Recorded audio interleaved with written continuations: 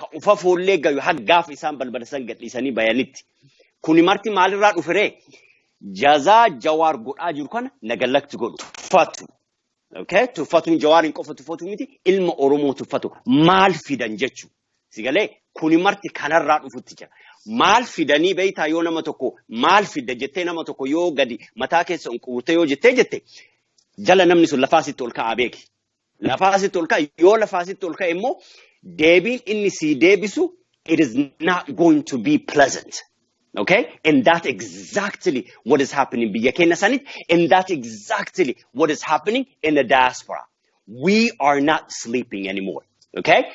Wanni isaan godhanii ka wanni Haacaaluu roon isaan keessa wanni Jawaarii keessa fuudhanii isaan hidhanii Baqqala Garbaa ijoollee wanna sabboontota Oromoo kenna wanni isaan godhanii jedhan kunni marti ka akka kiyyaa kanaayyuu lafaa kaase beekuu qaban. Waa tokko ibidda tokko dhaamsine jedhani ibidda biraa gara biraati ufitti kaasutti jiran. Kaasanii immoo ibiddi kun deebi'ee hin dhaamu hin rafnu ganama galgalaa fi jidduu waan jiru sanirratti illee dalagutti jira beekuu qaban kana. Dhaamsuma san dhaamuu barbaada gubaa Jawaar hin bayammoo mana hidhaasanii yoo bayummoo akka Nelson Mandelaatitti bayee achirra 4 kiiloo seeda. Maal jedhe naan jedhe yoo san hin godhin immoo ummanni kunniin the so-called biltsiginaa warri amma mootummaa irra jirtan kun keessattuu warri maqaa Oromoo dhayatan kunniin yoo hadhaa boru osoo hin jedhin Jawaariif ilmaan Oromoo achi keessa kaayitanii jettan san mara gadi dhiistanii yoo hin jedhin beekadha yoo mootummaan kun daaquuf deema ummata keenya mootummaan kun jiguuf deema akka bubbeeti dhufee lixuuf deema. Waliin lixuuf deemtani gaafa san immoo beekaa namni Oromoo yeroo lama dhiifama isinii kennuuf hin deemu.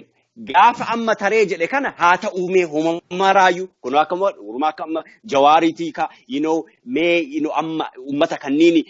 interview isaa argitanii jirtan nama meeqatu warra yeroo san nama torturii godhaa turetu silxaanarra ture ammaan kana. So sammaraayuu mucaan kun gadi sabbaree garaa ofii keessa gadi qabatee mee lashi jenneetu suutaan uummata kanillee qarqaarraa deema. Jazaa kana dhabanii fi garuu again salphatuuf deemtan uummata kana. Amma yoo mootummaan kun asii citee jedhe bakka galtan hin qabdan biyya san keessatti uummata keenya ija maaliitiin ol jettanii laaluuf deemtan hin dandeettan biyya san keessa jiraachuu. Atanii biyya biraatti galuuf Ameerikaa kanallee dhufuu hin dandeettan bakka mara Oromooti ciisa kan gubatee kan isin waa meeqa gootanii jirtanitu yoo isin akka nutti hin dhalanne jettanii jettan ammaan kan hadha boru iftaan uduu hin jenne gadhiisa uummata kanniin hin dandeettani gadhiisa namicha kana immoo gadhiisisa yoo nama maraatee jedhe maraataa firatu hidhata jedhanii yoo mammaa kan yoo qalbii dabarsee jedhe hin beeytaniis marti itti haasaya namtichaan gattaa'i jedhaani. Ummata Oromoo amma achi isa dhiisaati isaa luka tokkochaan okkolaa jiru kan dhiisaati warri kanaan dura aangoo irra ture warri waggaa 50 waggaa 100 bulchina jedhee onni ofii kana dhaabee warri jedheeyyuu argitan waan itti ta'ee jedhan ummata kanniin tuqetu iyyuu naagaluu dide beeytanii argitan akkamitti deebitanii ummata Oromoo ka ija banatee waan mara argee keessattuu ka bilisummaa test godhee jedhe. Ila kawaan mi'aayuutti nama test godhee jedhe amma achi gadi deebifnee qawween awwaallee bulchina jechuun haraama beeka kun ka ufa foollee gayu haggaaf isaan balbalsan gadhiisanii bayanitti kuni marti maalirraa dhufere jazaa Jawaar godhaa jiru kana nagallakti godhu tuffatu. Okay? Tuffatuun Jawaarin qofa tuffatu miti ilma Oromoo tuffatu maal fidan jechu sigalee kuni marti kanarraa dhufutti jira. Maal fidanii beeytaa yoo nama tokko maal fida jettee nama tokko yoo gadi mataa keessa unquurte yoo jette jala namni sun lafaasitti ol ka'aa beeki. Lafaasitti ol ka'a yoo lafaasitti ol ka'e immoo deebiin inni si deebisu it is not going to be pleasant. Okay? And that's exactly what is happening biyya keenya sanit, and that's exactly what is happening in the diaspora. We are not sleeping anymore. Okay? Wanni isaan godhanii ka wanni Haacaaluu roon isaan keessa wanni Jawaarii keessa fuudhanii isaan hidhanii Baqqala Garbaa ijoollee wanna sabboontota Oromoo kenna wanni isaan godhanii jedhan kunni marti ka akka kiyyaa kanaayyuu lafaa kaase beekuu qaban.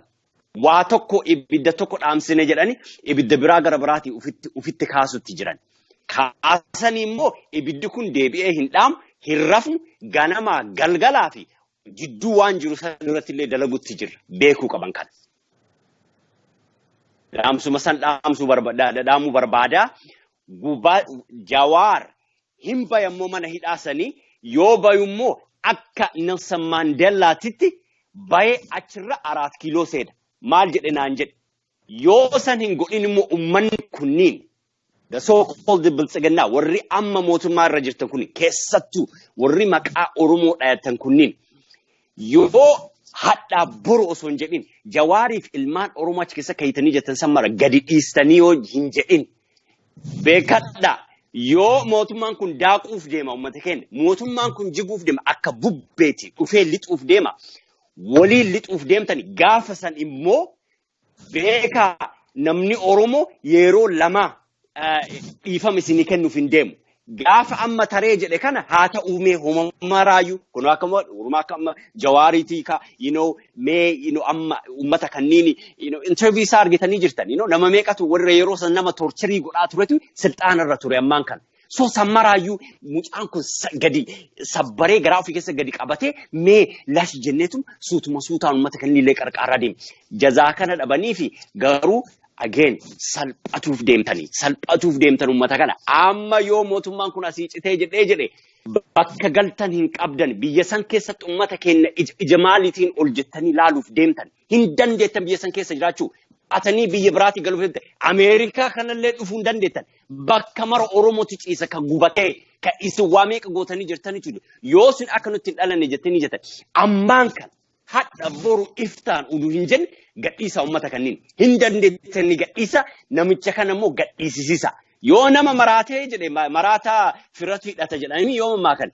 yoo qalbii dabarsee jedhe hin beeytaniis marti itti haasaya namtichaan gattaa'i jedhaani uummata Oromoo ammaa achi isa dhiisaati isaa luka tokkochaan okkolaa jiru kan dhiisaati warri kanaan dura aangoo irra ture warri waggaa 50 waggaa 100 bulchina jedhee onni ofii kana dhaabee warri jedheeyyuu argitan waan itti ta'ee jedhan wama uummata kanniin tuqetu iyyuu naagaluu dide beeytanii argitan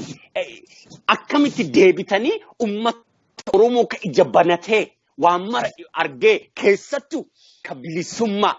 test godhee jedhe ilaka waan mi'aayuutti nama test godhee jedhe amma achi gadi deebifnee qawween awwaallee bulchina jechuun harama beeka kun ka ufa foollee gayu haggaaf isaan balbala san gadhiisanii bayanitti kuni marti maalirraa dhufere jazaa Jawaar godhaa jiru kana nagallakti godhu tuffatu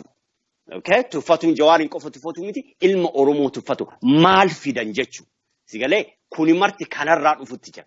maal fidanii beeytaa yoo nama tokko maal fidda jettee nama tokko yoo gadi mataa keessa unquurte yoo jette jala namni sun lafaasitti ol ka'aa beeki lafaasitti ol ka'a yoo lafaasitti ol ka'e immoo deebiin inni si deebisu it is not going to be pleasant. Okay? And that's exactly what is happening biyya keenya sanit and that's exactly what is happening in the diaspora. We are not sleeping anymore. Okay? Wanni isaan godhanii wanni Haacaaluu roon isaan keessa wanni Jawaarii keenya fuudhanii isaan hidhanii Baqqala Garbaa ijoollee wanna sabboontota Oromoo kenna wanni isaan godhanii jedhan kunniin marti ka akka kiyyaa kanaayyuu lafaa kaase beekuu qaban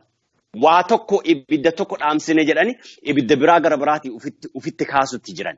kaasanii immoo ibiddi kun deebi'ee hin dhaamu hin rafnu ganamaa galgalaa fi jidduu waan jiru sanirratti illee dalagutti jirra beekuu qaban kana. Dhaamsuma san dhaamuu barbaada gubaa Jawaar hin bayammoo mana hidhaasanii yoo bayummoo akka Nelson Mandelaatitti bayee achirra 4 kiiloo seeda maal jedhe naan jedhe yoo san hin godhin immoo ummanni kunniin the so-called biltsiginaa warri amma mootummaa irra jirtan kun keessattuu warri maqaa Oromoo dhayatan kunniin yoo hadhaa boru osoo hin jedhin Jawaariif ilmaan Oromoo achi keessa kaayitanii jettan sammara gadi dhiistanii yoo hin jedhin beekadha yoo mootummaan kun daaquuf deema uummata keenya mootummaan kun jiguuf deema akka bubbeeti dhufee lixuuf deema waliin lixuuf deemtani gaafa san immoo beekaa namni Oromoo yeroo lama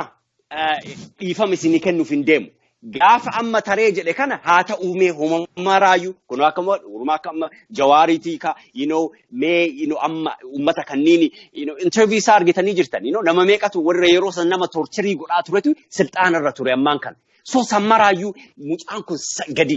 sabbaree garaa ofii keessa gadi qabatee mee lash jenneetu suutaan ummata kanniillee qarqaarraa deema. Jazaa kana dhabanii fi garuu again salphatuuf deemtan ummata kana amma yoo mootummaan kun asii citee jedhe bakka galtan hin qabdan biyya san keessatti ummata keenya ija maaliitiin ol jettanii laaluuf deemtan hin dandeettan biyya san keessa jiraachuu. Atanii biyya biraatti galuuf deemtan Ameerikaa kanallee dhufuu hin dandeettan bakka mara Oromooti ciisa kan gubatee kan isin waa meeqa gootanii jirtanitu yoo isin akka nutti hin dhalanne jettanii jettan ammaan kan hadha boru iftaan uduu hin jenne gadhiisa ummata kanniin hin dandeettani gadhiisa namicha kana immoo gadhiisisa yoo nama maraatee